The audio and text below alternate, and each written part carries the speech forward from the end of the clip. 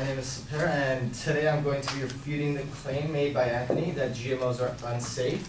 Now, Anthony had three secondary claims, which are that GMOs are first off destructive to the environment, second, they are harmful for human consumption, and third, that they are damaging to the farming industry.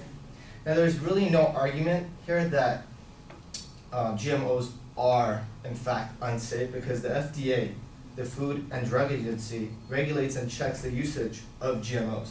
But overall, there's a lack of evidence for some of these claims, and there was some misplaced subclaims as well. So, going into it, the first secondary claim was supported by 2 points. One, that GMOs give rise to superweeds and bugs that resist them, and the other being that GMOs contaminate organic crops and destroy fertile land. Now, superbugs and weeds, they don't destroy the environment. They basically adapt. That's evolution. They destroy human interests, and that's crops. Now, the point has been misused and should have actually been used to support his third secondary claim, which would be about the farming industry. Now, there were actually no supporting evidence or proof that these bugs had destroyed the environment, and only one example of a bug was given.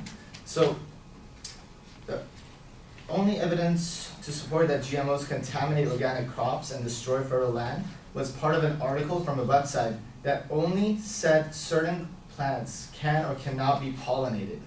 There were no connections or even a reference to GMOs in its quotes or evidence, and it was not mentioned in the piece used for this argument. The only mention of the GMOs were in the paragraph underneath the one he quoted. Now, there was also, the advocate actually also left out key points that he could have used. And with this, we see that there's really nothing the advocate showed that links GMOs to the contamination of crops or destruction of fields, and no more than one example of a bug used. So the secondary claim, therefore, has no basis, support, or proof that GMO destroys the environment. Now, similarly, for the secondary claim that GMOs are allergenic or harmful for human consumption, there was no real evidence that said that they caused real harm to humans. Now, there was only a support claim. There was only one support claim, and even that said that had one particular GMO mentioned. So that's a pretty big sweeping generalization to say that, hey, there's one GMO that's causing some allergens, so all GMOs are basically harmful to humans. Now, according to the FDA, we've been using them since 1990s, and if there was any harm they caused, we would have noticed them in the past decade. Now, they also mention on their website, which they have a whole entire page dedicated to GMOs, and say, foods from genetically engineered plants must meet the same requirements, including safety requirements as food from traditionally bred plants. FDA has a consultation process that encourages developers of genetically engineered plants to consult with FDA before marketing their products. This process helps developers determine the necessary steps to ensure their food products are safe and lawful.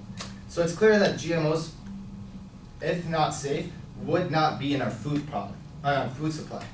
Now, the last claim that GMOs are damaging to the farming industry, I would say that there is no dispute in this, but they actually have similar flaws to the previous two because there's no proof or expert opinion given. It's just opinion that they gave.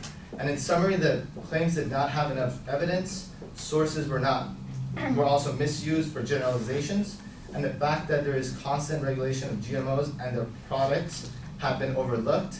I believe that GMOs are safe. Thank you.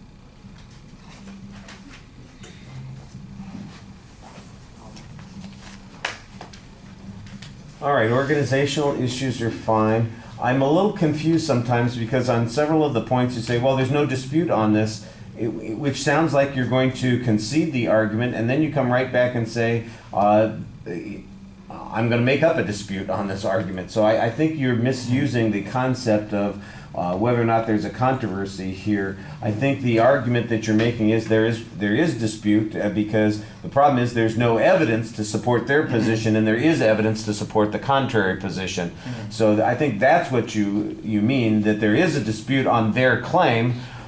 There's no dispute that my claim is accurate. That's kind of what I think you're trying to say, but it doesn't come across very clearly. The argument that the information on the first point might apply to the last point, that's an okay challenge. It's basically this argument that says that this doesn't really apply to the claim that the advocate's presenting here. That I think that's a little bit clearer, instead of trying to let me fix their argument, just say, this doesn't, their claim said X, this doesn't support X. That's all there is. And that there's only a single example on this that the other side cites, that I think is pretty good. And I think that you have some background information that suggests that the GMOs are safe for people to consume. You kind of rely on the historical experience on your second point on allergies and human consumption. So I think that that's okay.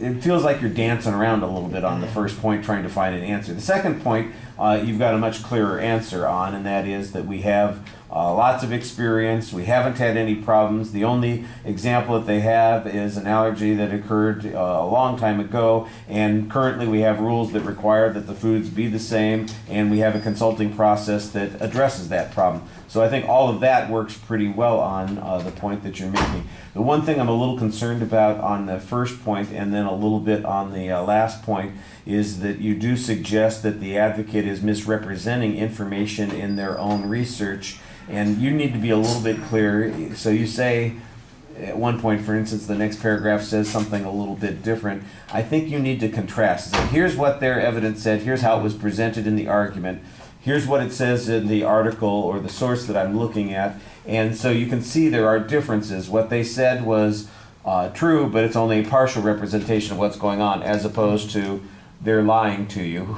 They're just favoring one piece of information without looking at the whole, and if you look at the whole, it actually supports the position that I'm going to be defending here. All right, thank you.